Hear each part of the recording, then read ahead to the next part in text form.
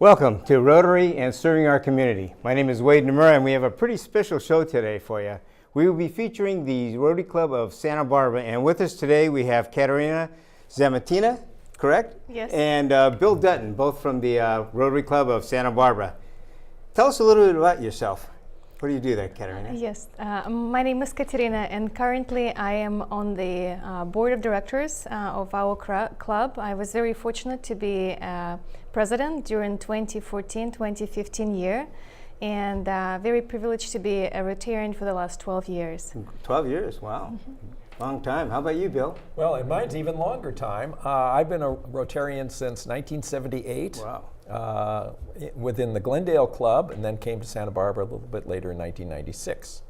I'll start with you there, Bill. What got you involved with Rotary? What kind of attracted you to it? It was actually another person who was a longtime Rotarian in the Glendale area, and he was active with the Red Cross where I was the executive director, and just came into town, and he said, "You got to join Rotary." And I said, "Well, why do I need to join Rotary?" He said, "Because those are the people that do things in this town. They need to know. They need to know you. You need to know them." And once I got involved, boy, it's been terrific. And so when I came to Santa Barbara in '96, I knew I had to join. Okay. So. And the club, Santa Barbara, jumped right out at you? You knew right away that was a good fit? Yes. Plus, I had another board member who was with the Santa Barbara Club who said, "You're going to be joining our club, aren't you?" And I said, "Oh, of course." Very good. Yes. And how about you, Katerina? Well, I was able to join the Rotary Club, and the biggest inspiration for me was my mother. I'm originally from Siberia, Russia, and my mother was one of the charter members of the local club there. Wow. So when she came to visit me in Santa Barbara, it was already the end of the week, and she says, "Katya, I need to make up a meeting at the Rotary." And at that time, I had no idea what Rotary was, and I Googled, and it was by pure accident, it was the oldest club in the area, and it was Friday meeting. So I went together with my mother to help the translation, and shortly after that, she said, "You absolutely should join this club." That's great. So where do you meet at, by the way, and when? We meet at the Fast Parker on Fridays at noon. And the size of your club? Right now, it's a little over 100 members. Wow, it's a good-sized club then. Very good. What do you think the impacts overall have been for your club in the community? In other words, what do you see the best fit that your club has been able to service the community with? Well, I think with the variety of projects that we do, as Katerina mentioned, we're the oldest club in this area, and we're the oldest club between San Francisco and Los Angeles, starting in 1918. And so we've had to adapt to conditions of what was happening in our area at those various times. So we've been through the end of World War II, to the Depression, to current day. So it changes with the needs. Wow. And certainly our community projects do change with that. So we keep some for many years, and others we adapt to changes that might be coming about. Looking at the notes I have here, it says that you guys were actually chartered January 1st, 1918. Yes. Any reason why it would be on New Year's Day? Have you heard the story of that? I actually have not heard the story, but it was not apparently the early people that liked to be Rotarians started around 1915, 1916, and were denied by Rotary International, thinking that Santa Barbara was too small a town, it needed to get bigger and so forth. So they really tried for a number of years. And in 1917, got it all established and got the number of people that they needed. And I think they just wanted to start right away. What they did do is want to start that. What I've understand and heard is that the reason it was January 1st, that was the first day of the new leadership of Rotary for that year. And they were the ones that were going to accept you in. Again, Santa Barbara was considered too small to support a Rotary club back in the days. And another interesting part about our club's history is that it was visited by Paul Harris a few times, so that's a great detail there as well. For the audience, Paul Harris is the founding father, right, of Rotary. Right. And that was in 1905? Exactly. Very good. That's so right. You definitely have roots going way back. What do you see as far as traditions? Have you seen anything that kind of dates you back to the 1918 time when you actually chartered? Are there any traditions from the club that you've kind of noticed unusually? Well, certainly not back to 1918. I wasn't around at that time. But I think the tradition is of doing community service. Do as much as you can in the community. Get involved. get to know your fellow club members, Rotarians. Fellowship is a major factor in our club. And so we not only meet for our weekly Friday meeting, but we also have meetings in the evening and meet at restaurants in addition to that, at least once a week. So there's like socials, things like Yeah, that. so it's you the have. extra That's social. great. Yeah. Good. Very good. As far as members you have, question would be, how many influential people have you had? People that have been very, very much involved with the community that have been members of your club? Many. Many. You know, Even now, I'm sure you have a few. Absolutely. You know, the superintendent of schools, Brian Sarvis, is a wonderful member. Jim Armstrong, the city administrator, now retired. There is a number of very inspiring leaders in the community. And we're very fortunate to work together with some of the organizations, nonprofit organizations that they might represent, such as, for example, Sea International, and we have others where we are working with them through our foundation. Okay, good. Yeah. Sea International, tell us a little bit about that. What is Sea International? Sea International is Surgical Eye Expeditions International, and that was started by Dr. Harry Brown, who happens to be a member of our club, but that's incidental. And it's been over 40 years, and they do eye surgeries around the world in developing countries, free of charge to those individuals that need it. Many of them are blind, particularly cataract surgeries. There are millions of people in this world that have cataracts that cannot see. And if they do not have the funds to do it, Sea International comes in to support their efforts with volunteer surgeons who will donate their time and go in. And it's all coordinated here in Santa Barbara, and it goes into over 40 countries, usually worldwide, each year, and over 12,000 surgeries. Now, you understand, upon retiring from the Red Cross, you got pulled in by Sea International, didn't you? Yes, I got to do an extra little interim executive director at Sea International, wow, which was wonderful, and I really enjoyed doing that. And it was based on my Rotary experience, by the way, is I had been on 2 Sea International trips through Rotary into Mexico. So now, what would the Rotarian volunteers be doing in these expeditions? During the expedition, what you do is you bring down a lot of the supplies for the doctors to use. And so your luggage is pretty big. And so you're lugging all these things through the airport, and you bring those down. And then once you get to the selected site, you can help out. If you speak Spanish, you can help out in the registration area, or you can assist in any way that they might need in the setup. You're certainly welcome to go into the surgeries, and so I was able to see many of the surgeries. And it was a wonderful experience. Do you have to and you meet with the Rotarians that are down there. They're your hosts as you're there. Now, do you have to be trained, anything like that, medically, or do they train you on site for the needs? It's on site. Okay. So it's the lay public can go to this. So if anybody out there wanted to volunteer to help out with one of these, they could sign up for those? Yes.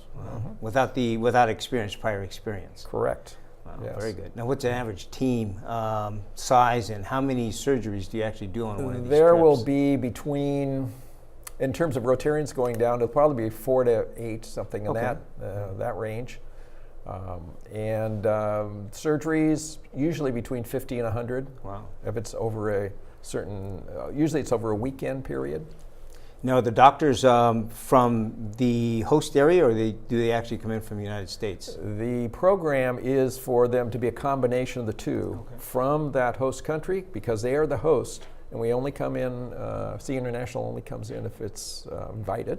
Okay. And so it's a combination of the local eye surgeons as well as ones around the United States or around the world. So there's some in Europe that volunteer their times as well. Great. And volunteers then would not have to necessarily come from the Santa Barbara area. They can come from anywhere in the States? Yes, they'd have to get directly with Sea International and talk with them about that. Okay. But yes. Okay. But then you coordinate most of those, I understand. Through Sea International. Through Sea International. Yes. Okay. Oh, great. And there are a lot of Rotary groups that do participate. I understand that. Yeah. And you said you've gone to 2 or 3? I went to La Paz, Mexico, and Celaya, Mexico. Oh, okay. How about you, Katerina? Have you gone on any of those trips yet? I haven't gone to any of the trips through Sea International and Rotary, but I also I had an experience of going to Nicaragua. Oh. And that was a joint effort between our club and Rotary Sunrise Club. Okay. And it was a couple of years ago where we went to two small villages not far from Managua, where we worked on the restoration of health clinics. And that was a great example of how local Rotary clubs could work together. And I really enjoyed the partnership with the Sunrise. It was great fun. And it was also a little bit of experience of being in the medical field and helping out. I was an assistant to one of the physicians that accompanied us, and we were able to see over 35 patients a day. And I was assisting her, and it was wonderful. It's such a humbling experience, and it's so great to be able to do something hands-on. So actually, I didn't ask you, what do you do? What is your vocation, your career? I'm a healthcare administrator for the elderly care facilities. Okay, yeah. Good. Yeah. And you, Bill? Now retired, former executive director of the American Red Cross here in Santa Barbara County. Oh, right. And through the Red Cross, were you also involved with that and Rotary also at the same time? Yes, Has there been ties definitely, with that? yes, yeah. And we do many things together from time to time. Well, we have some pictures that I guess you furnished us. Maybe we can go over a few of those, starting with the first one here. I've got a picture of, looks like a young professional group. You wanna tell us Yes, a little bit about that's that? from Rotaract. And recently, they support our efforts, we support their club efforts. This one happened to be a recent one where they did a fundraising campaign where they were trying to raise funds as miniature golf at the Santa Barbara Courthouse. And our club helped participate and do that. And also, they have participated with us, where just last year, beginning part of this year, I should say, they assisted us on our blood drive. And they did a lot of recruitment for us and came out and donated and so forth. So a lot of cooperative efforts between the two groups. Yes. By the way, Rotaract is scheduled to be one of our upcoming shows. Oh, so wonderful. That'd be a good one to hear about. The next picture we have is a picture, it looks like trash collectors. You guys are doing your hands-on duty here for the community. Anybody want to cover that one? Yes, we are trash collectors. This one happened to be outside the Boys and Girls Club, but it was at Bonette Park, which is an ongoing project that we do at Bonette Park on the west side, at least once or twice a year, where we do clean up of that area. Was also one of our particular reasons for doing that is Bonette was a former Rotarian and president of our Rotary Club in 1945, 46, I believe it was, and an ex-mayor of Santa Barbara. Right. And we've also provided playground equipment and so forth for them. Oh, very good. Another picture I have here shows a gentleman, looks like he's giving blood. Yes, that happens to be Aaron Speckler, one of our longtime club members. Right. And this will be our 8th year that we've participated in doing a bloodmobile. Usually we do it in the winter or springtime. Around that time, we'll be doing it again next year. And it's wonderful because it helps save lives. Right. And we're very supportive of that. Then the following one, there's another picture here showing, looks like a group doing a little Christmas shopping. Exactly, and that is the picture of our annual Christmas shopping for foster children. Foster children is one of the programs that we are very passionate in our club, and we are really focused on helping foster children. This program has been started a little over 10 years ago by one of our club members, Robin Ashler, and it has really sustained and flourished since then. It is also one of the grants that we give out through our foundation. And so this picture shows some of the gifts that we are given to the foster children during Christmas season. So we could drop names on this one. That looks like Randy Fagan's past president, correct? Yes. Randy and his daughter. And his daughter. Yes. Now, how does the program actually work? Tell us a little bit about that. Is it a shopping spree? Is it money that you give to somebody in need, or do you actually do the shopping? No, we have a certain budget that we work with. Okay. But what we do work with ahead of time is to have the desires of the teenagers known to us. So we get a sheet of paper that says a little bit about them, a little background, what's their favorite color, what's their favorite whatever, and what would they like for Christmas. And then we try and work that in our budget that we do have. I see. So you have two baskets here. Is that for multiple multiple foster children, and also important part about this particular program is to mention how it is evolving now, because at this point we're transitioning to helping foster children after they turn 18. So we work with Santa Barbara City College on scholarship to give, specifically to be given out to former foster children to gain their 2-year college degrees where they can apply their skills, whether it's maybe carpentry, maybe nursing, anything that they will be interested in. So that's kind of an evolution of the foster children program. I see. Very good. And the items that you purchase, where do they come from, or where do you buy them from? Well, we buy them at Kmart. And Kmart's been wonderful. They've given us a discount each year. So they're kind of a cooperating partner. Oh, very much with so. the program. Yeah, Oh, Kmart's been excellent. wonderful. Oh, very good. We have then a few pictures here. One picture showing a young lady receiving an honorary plaque. You want to tell us about that one? Well, that's actually our teacher recognition program. Okay. And teachers are wonderful in the Santa Barbara area, and we want to thank them as much as we can. And what we do is quarterly, we honor at least one teacher. And usually that teacher brings the principal and anyone else, the husband, wife, whatever, the spouse along. And so we recognize them. So they do get a plaque that recognizes them as an outstanding teacher in our community. We also give them $1,000 that they can use in their school for whatever they would like to do. And so we do that quarterly as the teacher recognition program. And how are they selected?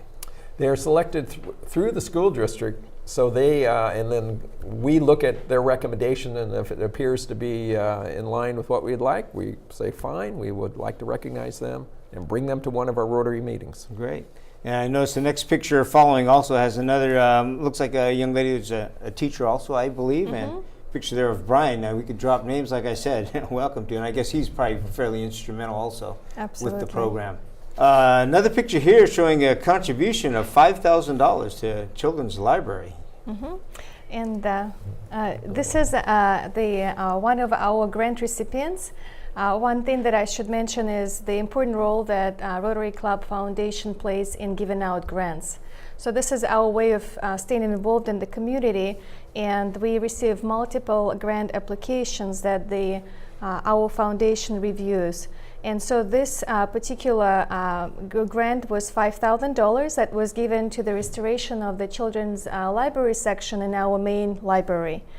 And in addition to that, we, in general, give out on average about 20,000 grants per year through $20,000. $20,000 per year for those different nonprofits. And several of them include organizations such as United Boys and Girls Club. We have Friendship Adult Daycare Center, the Dos Pueblos Engineering Academy, and many others.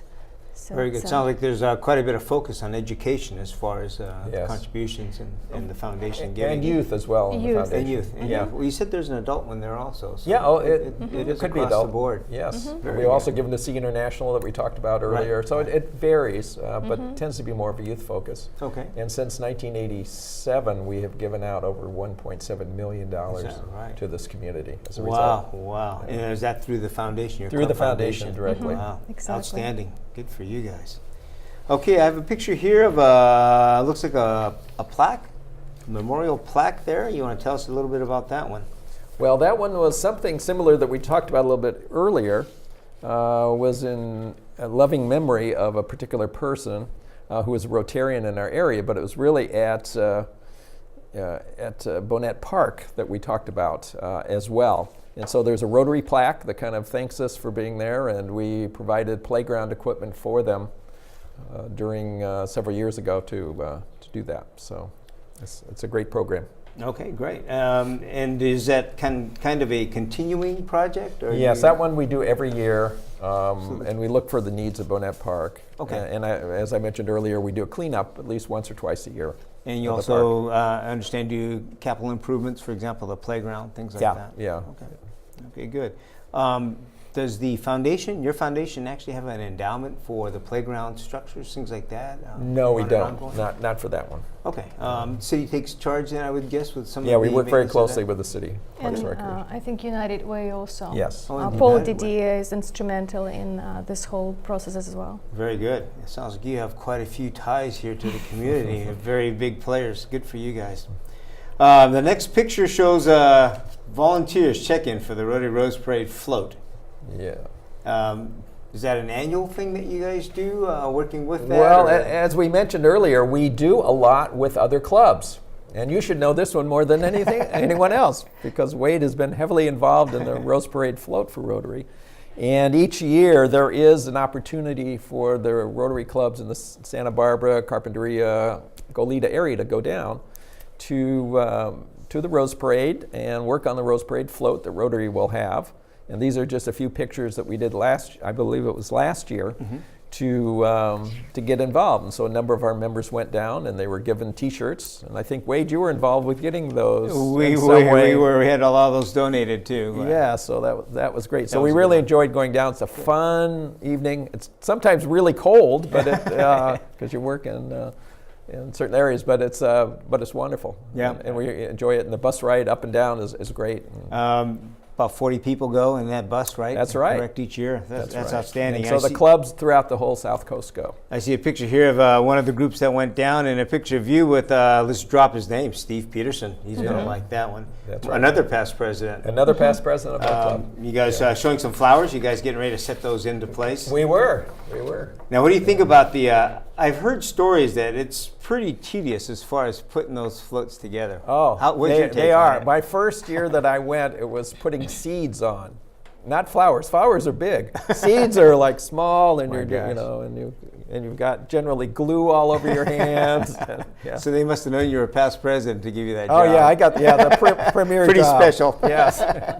How about you, Katerina? Have you gone down yet? No, I haven't had a chance to do it. We'll have to get you down there. It's been love it's been a lot of fun. Yeah.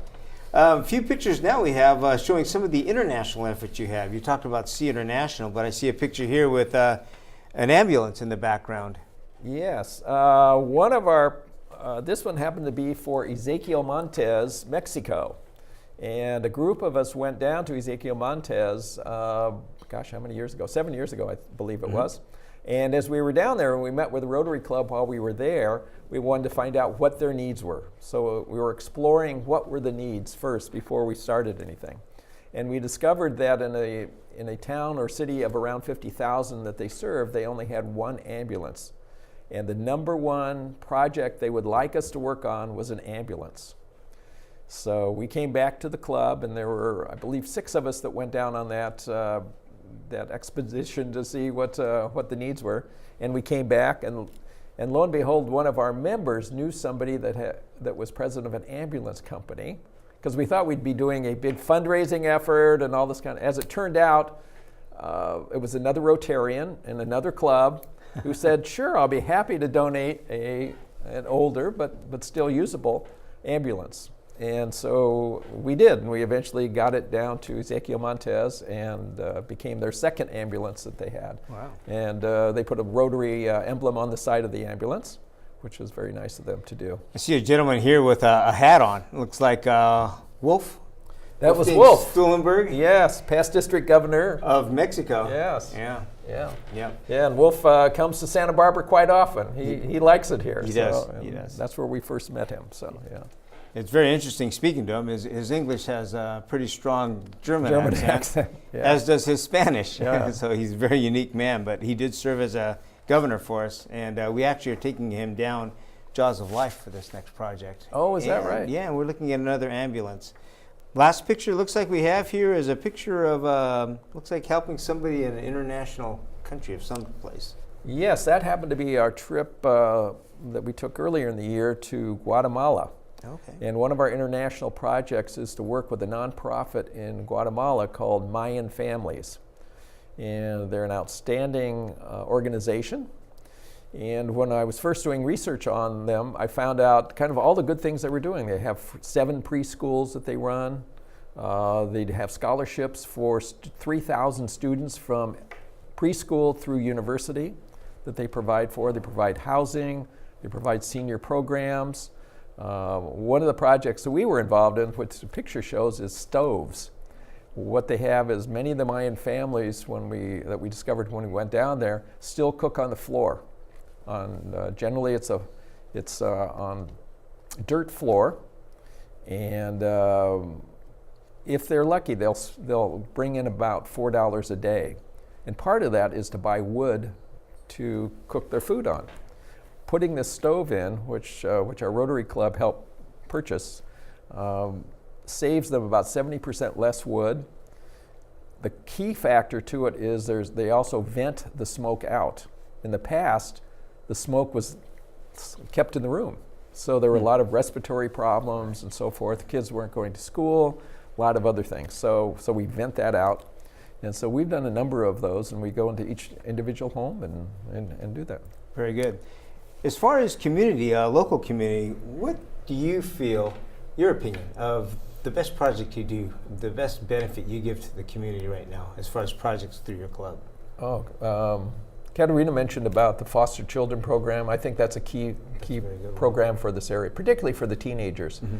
There are other groups that do support and do support foster children. Our club decided to concentrate on teenagers because they seem to be the ones that were left out. Got it. And I understand that program also includes going into college level, right? You support first year college, something like that, as part of the foundation scholarship? It's through the vocational program. And I think to add on this is also our foundation is the key to stay connected with the community, to work with various nonprofits, to work with different organizations to establish that connection and to help with their needs. Have you ever counted how many area organizations you work with within the Santa Barbara area? You ever thought Since 1918, there must have been an awful lot. It's been must have been most of them, I would think, by this point. I don't know. And the other one I should mention is Meals on Wheels. We've been very actively involved with that as well. Oh, okay. Very good. Mm-hmm. Well, everybody, thank you very much for your time. I sure appreciated getting all this information. You're the largest club also in the area, greater Santa Barbara area, and I believe there's 7 other clubs here. So congratulations to you. Have you taken mentorship as far as leading through and helping them out? I think over the years, yes. Good. Yes, that has happened. Well, for those of you that are interested, Santa Barbara Club meets at the Fest Parker every Friday at noontime. You're welcome to come and visit them. I put the invitation out on your behalf. I hope that's okay. Absolutely. That's okay. Of course. And if you're interested, please stop by, see what they're doing. They're doing some pretty outstanding things, not only in the community, but worldwide. Thank you for your time, and we will see you later.